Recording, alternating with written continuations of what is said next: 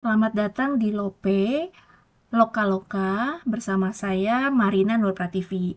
Pada sesi kali ini kita akan ngobrol-ngobrol, membahas ya tentang apa itu gluten free diet. Materi Lope ini disponsori oleh Loka-Loka. Loka-Loka bisa bikin makanan Anda tetap enak, lebih sehat, dan tanpa menggunakan tepung terigu. Dapatkan potongan harga 10% untuk produk Lokaloka dengan memasukkan kode kupon LOPE, L-O-P-E, khusus pembelian melalui website lokaloka.com. Jadi, Anda bisa masuk ke website www.lokaloka.com, L-nya di tengah itu 2 ya, LOKALLOKA.com, kemudian pilih produk yang Anda perlukan. Nah, sebelum check out, jangan lupa masukkan kode kupon LOPE tadi ya, untuk mendapatkan diskon 10% langsung tanpa syarat apapun ya. Oke, dan diskon ini tidak ada batas waktunya ya, jadi teman-teman bisa gunakan terus kode kupon LOPE tadi.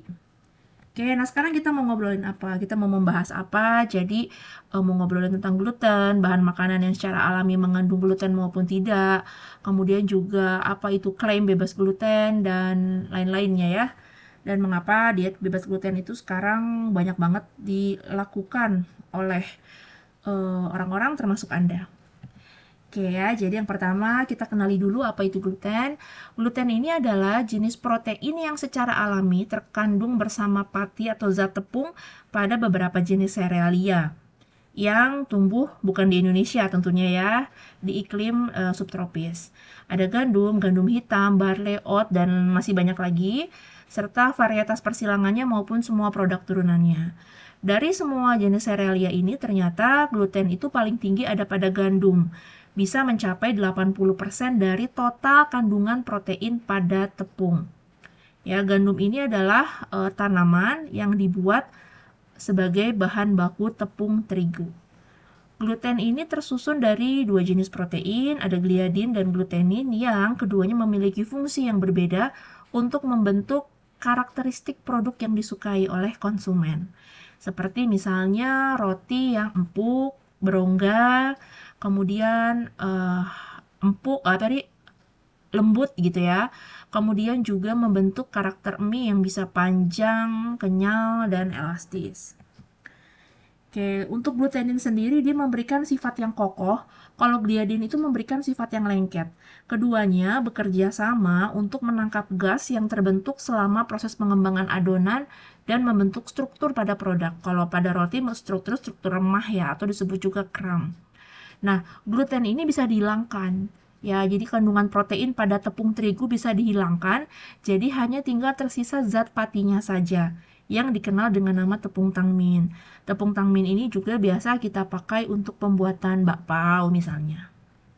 Oke, tadi udah sempat disebutkan beberapa bahan makanan yang secara alami mengandung gluten ya. Gliadin, sekalin, hordin, avenin, ini semua adalah jenis-jenis protein gluten gitu. Ya, jadi di sini saya sebutkan 5 contoh makanan yang mengandung gluten. Ada gandum, rye, barley, oat, sama malt. Nah, tadi kan sumber pangannya. Sekarang pangan olahannya banyak banget dan seperti kalau kita melangkah keluar rumah, kemudian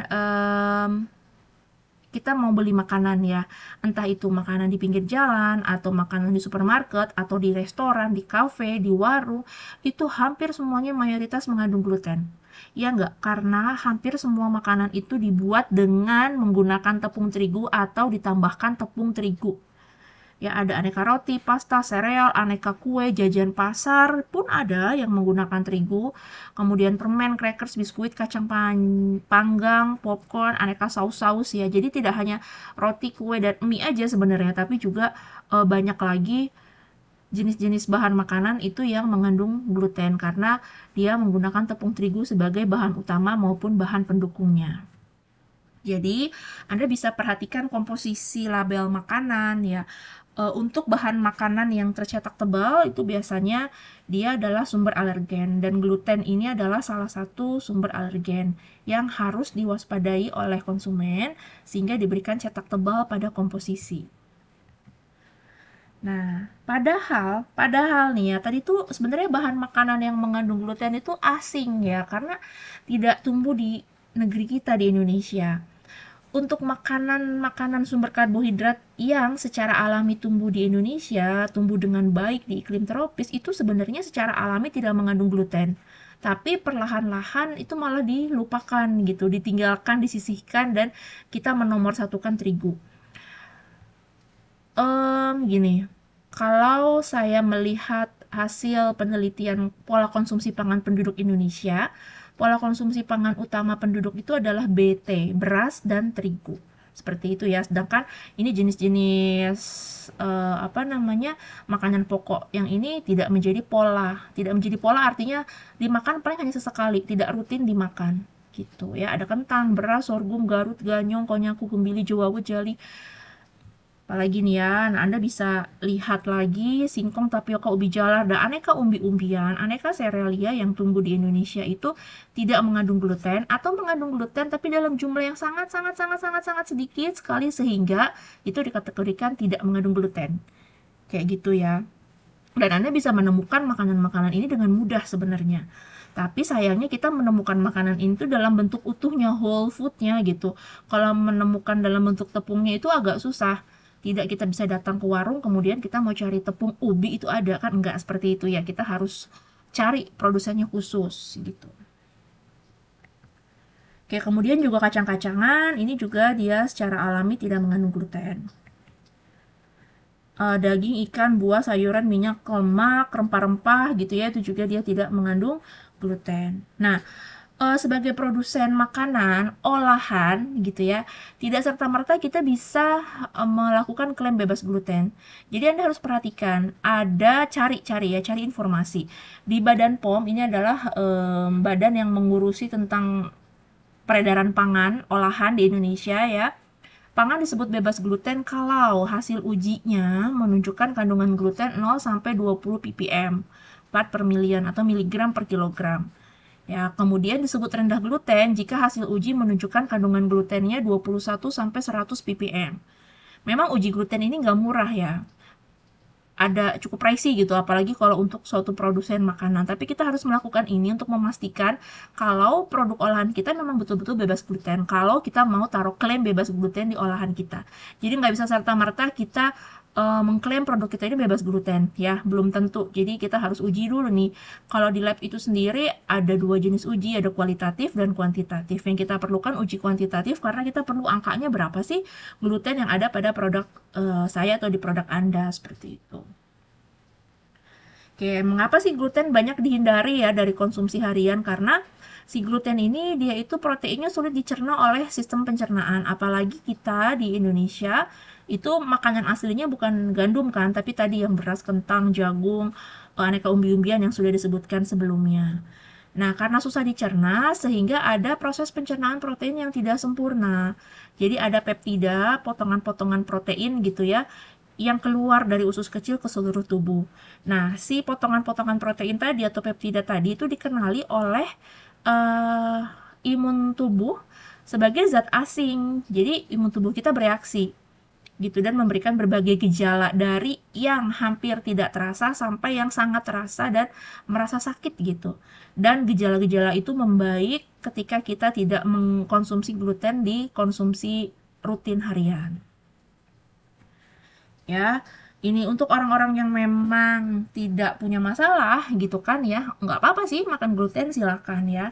Tapi gluten ini bermasalah untuk orang-orang yang memang dia itu em, menderita intoleransi gluten ya atau celiac disease.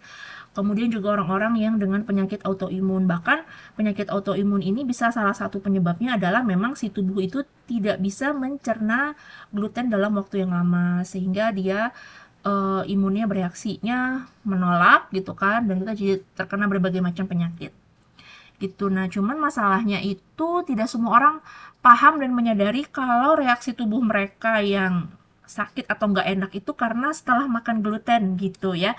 Dan untuk uji apakah seseorang itu, apakah Anda itu intoleransi gluten, itu cukup mahal ujinya dan banyak gitu. Ya, Jadi memang perlu kita mengenali dulu reaksi tubuh kita. Kalau misalnya kita mulai nggak enak nih, ada sebal gitu ya, atau ketika Anda habis makan roti perutnya rasanya begah atau muncul masalah yang terasa nggak enak di badan gitu. Nah, itu mungkin salah satunya karena Anda tidak bisa mencerna si gluten tadi. Ya, nah sekarang nih orang-orang termasuk Anda nih ya sudah lebih paham dibandingkan dulu gitu bahwa memang adanya reaksi alergi ketika mengkonsumsi gluten. Ya. Jadi kita mulai nih mau mengkonsumsi makanan yang tidak mengandung gluten. Oke, bener nggak sih diet bebas gluten membuat kita lebih sehat? Ya tentu, kalau kita intoleransi gluten tadi, dengan tidak mengkonsumsi gluten, badan kita akan lebih sehat, ya kan? Kemudian masalahnya berikutnya adalah olahan tepung-tepungan itu. Tepung terigu itu kan karbohidrat sederhana ya, jadi si seratnya, vitamin mineralnya itu sudah dibuang bersamaan dengan kulit arinya gitu. Nah, si zat karbohidrat sederhana itu dikombinasikan dengan lemak, dikombinasikan dengan gula gitu, kemudian juga dimakan tanpa memperhatikan porsi kebutuhan tubuh sehingga itu yang membuat makanannya menjadi tidak sehat. Ya, meskipun itu adalah cake atau cookies homemade yang kita buat sendiri, tidak memperhatikan takaran bahannya, maksudnya lemaknya tinggi banget tetap kita bikin tuh kue gitu ya, kayak marmer cake tetap aja dibikin deh meskipun penggunaan mentega atau lemaknya sampai ke 300 gram per satu resep. Kemudian juga gulanya tinggi. Ya, gula-gulanya tinggi 200 gram, 300 gram tetap dipakai ini untuk bikin brownies misalnya.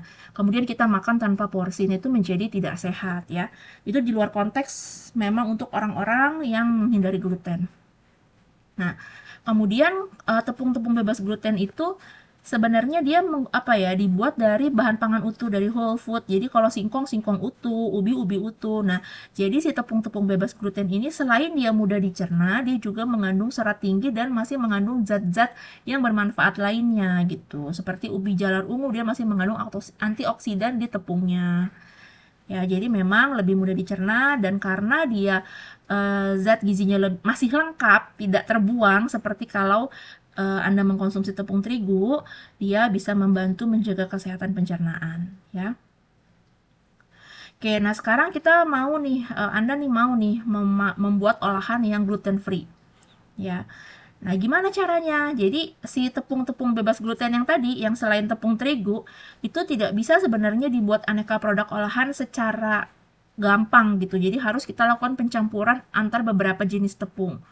Ya, kemudian fungsi glutennya tadi, misalnya kalau kita mau bikin roti dan mie yang gluten free, kita harus ganti dong fungsi glutennya karena kita menginginkan apa namanya produk roti kita empuk gitu ya, crumbnya bagus, kemudian juga mie-nya itu bisa tidak mudah putus. Jadi kita ganti fungsi glutennya dengan binding agent dari golongan hidrokoloid. Selain itu juga tentu harus dikurangi kandungan lemak, minyak terutama yang jenuh dan gula pada produk olahan. Nah, selanjutnya, kalau tadi Anda tidak bisa melakukan mix and match tepung bebas gluten sendiri, silakan beli produk tepung bebas gluten maupun olahannya yang sudah tersedia di pasaran, tapi pastikan bahwa produk yang Anda beli benar-benar sudah bebas gluten, ya. Selain itu juga kalau membelinya tepung, ikuti petunjuk penggunaannya. Karena berbeda jenis tepung, berbeda karakteristik, berbeda pula hasil akhir produknya. Jadi ikutin petunjuk penggunaannya dengan benar.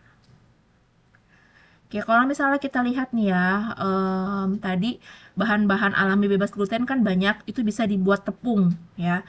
Dan tepung itu banyak jenisnya. Ada tepung dari bahan pangan utuh, ada tepung yang pati saja. Tepung maizena, tapioka, pati garut, pati kentang, pati sagu itu sudah dibuat tidak dibuat dari bahan pangan utuh. Jadi diendapkan, jadi hanya pati atau zat tepungnya saja yang tersisa. Sementara kalau tepung ubi, tepung mokaf, tepung sukun, tepung beras, tepung sorghum itu benar-benar dari whole food, jadi dari bahan pangan utuh yang langsung ditepungkan gitu. Nah, si tepung-tepung bebas gluten ini umumnya proteinnya rendah. Rendahnya kadar protein ini menyebabkan hasil olahan gluten free Anda tuh menjadi lebih pucat jika dibandingkan dengan olahan tepung terigu, ya. Yang tinggi itu yang golongan serealia. Jadi tepung sorghum, tepung jagung ini kan bukan jenis umbi, dia jenis serealia, dia memiliki kandungan protein yang lebih tinggi. Oke, secara gampang nih untuk aplikasi di olahan, Kita bagi aja tepung gluten free ini menjadi 3 kelompok, ada tepung berat, tepung sedang, sama tepung ringan.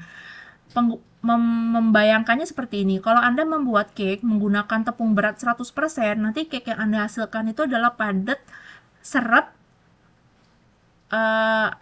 berat gitu ya.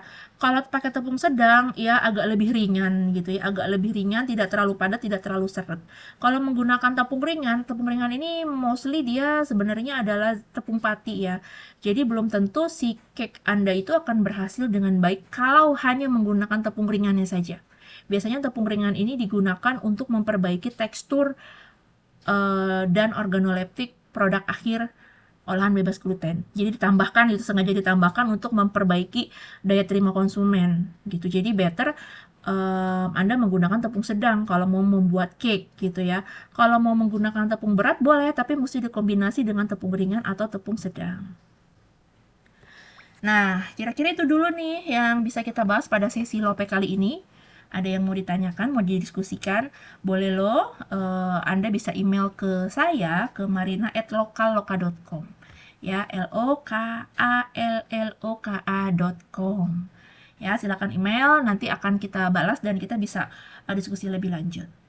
Oke, dan sampai ketemu di sesi lope berikutnya ya. Jangan lewatkan sesi-sesi lope berikutnya, tentu kita akan membahas beraneka macam problema dan solusi gitu ya untuk membuat makanan gluten free yang sehat dan tentunya tetap enak.